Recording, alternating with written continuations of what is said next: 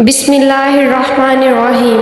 السلام علیکم۔ میں نہیں مانتا کاغذ پہ لکھا شجرہ نسب بات کرنے سے قبیلے کا پتہ چلتا ہے۔ کسی زمانے میں ایک بادشاہ نے ایک قیدی کو کسی وجہ سے پھانسی کا حکم دیا، اور جب قید خانے سے قیدی کو لایا گیا تو اس سے مرنے سے پہلے آخری خواہش پوچھی گئی۔ قیدی نے کہا، میں کیونکہ ایک اچھے گھرانے سے ہوں، لہٰذا مجھے اعلیٰ نسلی گھوڑوں سے پھانسی لگایا جائے۔ اس زمانے میں پھانسی کے تخت پر چڑھا کر گھوڑوں سے باندھ کر گھوڑوں کو دوڑایا جاتا تھا۔ اس طرح پھانسی کی سزا ہوتی تھی۔ خیر، گھوڑوں کو لایا گیا تو قیدی بول اٹھا، ان میں ایک تو نسلی ہے پر ایک نسلی نہیں ہے، لہٰذا میری آخری خواہش مکمل نہیں ہوئی۔ بادشاہ نے گھوڑوں کے مالک کو بلایا اور پوچھا، کیا یہ بات سچ ہے؟ گھوڑوں کے مالک نے جواب دیا، بالکل، ایک اصلی نسل کا ہے لیکن دوسرے میں گدھے کا ملاپ شامل ہے۔ بادشاہ نے حیران ہو کر قیدی سے پوچھا، تمہیں کیسے یہ بات پتہ چلی کہ ایک گھوڑا نسلی ہے اور ایک نسلی نہیں ہے؟ قیدی نے کہا، جو نسلی ہے وہ بڑے آرام سے کھڑا تھا، جبکہ جو ملاپ گدھے کا ہے وہ گدھے کی طرح کبھی ادھر ٹانگیں مار، کبھی منہ پھیر، کبھی اچھل کر بیٹھ جا، جس سے مجھے علم ہوا۔ بادشاہ قیدی کی دانائی اور سوچ سے بڑا متاثر ہوا اور قیدی کی پھانسی منسوخ کر کے اپنے وزیر سے کہا، اس کی ایک روٹی میں اضافہ کر دیا جائے۔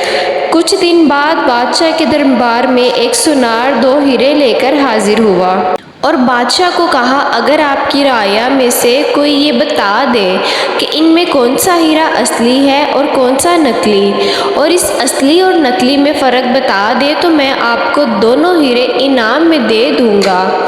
بہت سے لوگوں سے پوچھا مگر کوئی مکمل جانچ نہ کر سکا۔ بادشاہ کے دماغ میں قیدی کا خیال آیا۔ بادشاہ نے اس کو دربار میں حاضر ہونے کا حکم دیا۔ سپاہی قید خانے سے قیدی کو لے کر حاضر ہوئے اور قیدی کو ہیرے جانچ پڑتال کے لیے دیے گئے۔ قیدی نے کچھ ہی لمحوں میں بتا دیا کہ ایک اصلی اور ایک نقلی ہے۔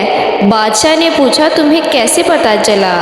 قیدی نے کہا کہ اصلی ہیرا رگڑنے سے کبھی گرم نہیں ہوتا، جبکہ نقلی ہیرا رگڑنے سے گرم ہو جاتا ہے۔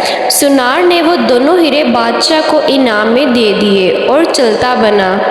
بادشاہ قیدی کی دانائی اور سوچ پر بہت زیادہ خوش ہوا اور سپاہیوں سے ایک اور روٹی بڑھانے کا حکم دیا۔ دوپہر کو جب سپاہی قیدی کو ایک اور روٹی اضافے کے ساتھ دینے آئے تو قیدی نے کہا، بادشاہ بھی کسی لانگڑی کا بیٹا ہے۔ سپاہیوں نے قیدی کی یہ بات بادشاہ تک پہنچا دی۔ بادشاہ کو غصہ آیا اور سپاہیوں سے قیدی کو دربار میں حاضر ہونے کا حکم دیا اور قیدی سے اس بات کی وضاحت مانگی گئی۔ قیدی نے بادشاہ کو کہا، اپنے خاندان کے بارے میں کسی سے پتہ کروا لو۔ بادشاہ کی سلطنت میں سب سے ادھیڑ عمر شخص کو ڈھونڈا گیا اور اسے بادشاہ کے آباء و اجداد کے بارے میں پوچھا گیا۔ ادھیڑ عمر شخص نے بتایا کہ یہاں اس بادشاہ سے پہلے اس کا باپ بادشاہ تھا، لیکن وہ بادشاہ بننے سے پہلے لانگڑی تھا، کیونکہ اس بادشاہ سے پہلے ایک بادشاہ تھا، اس کا اپنا کوئی بیٹا جانشین نہیں تھا۔ اس بادشاہ نے اعلان کیا تھا، کوئی ایسا شخص جو میری رعایا کو بھوکا نہ مرنے دے، تو آپ کا باپ لانگڑی تھا۔ اس دربار کا اس نے حامی بھری کہ میں رعایا کو بھوکا نہیں مرنے دوں گا۔ اس طرح بادشاہ سلامت آپ کے باپ کو سلطنت دے گئے۔ بادشاہ نے قیدی سے پوچھا، تمہیں کیسے پتہ چلا کہ میں لانگڑی کا بیٹا ہوں؟ قیدی نے کہا، میں نے جتنی حکمت اور دانائی کی باتیں تمہیں بتائیں تم بجائے مجھے آزادی دینے یا ہیرے جواہرات دینے کی بجائے میری روٹی میں اضافہ کر دیتے تھے۔ اگر تمہاری جگہ پر کوئی خاندانی شخص ہوتا وہ مجھے ضرور کوئی ہیرے جواہرات دیتا اور مجھے قید خانے سے رہا کرتا، لیکن تیری حرکتیں تیری نسل کا پتہ بتاتی ہیں۔ بادشاہ شرمندہ ہوا اور قیدی کو رہا کر کے اپنا وزیر بنانے کا حکم دے دیا۔ انسان اپنی شہرت، پیسے، شکل سے نہیں بلکہ اپنی حرکتوں سے اپنی نسل کا پتہ بتا دیتا ہے۔ پیارے ناظرین، اگر آپ کو ویڈیو اچھی لگی ہو ویڈیو کو لائک کریں، چینل کو سبسکرائب کریں تاکہ آئندہ بھی آپ کو ایسی ویڈیوز ملتی رہیں۔ اللہ رب العزت آپ کا میرا حامی و ناصر، دعا میں یاد رکھیے گا۔ اللہ حافظ۔